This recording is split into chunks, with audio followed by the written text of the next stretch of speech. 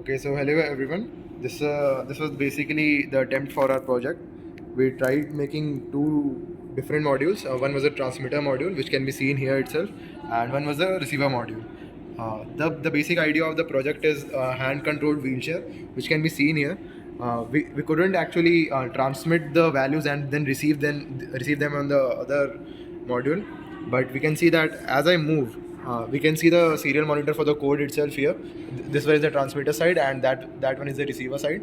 So if we can see, initially the values are at 0 0, and as I move the transmitter module, the values change to different ones. That would, in theory, get transmitted, and then the different motors would turn specifically forward, backwards, leftwards, or rightwards.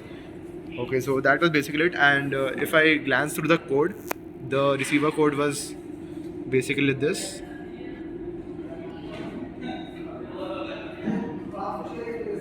And the transmitter code is this. We will try to upload the codes in the description itself. Yeah, so as I was saying, what we are basically doing is here is we would in theory get the values here from the transmitter and get it received on the NRF module here, and then work according to the received values through the help of this L298D driver, motor driver, and then the wheels would just basically move. Okay, so that was basically our project. Thank you.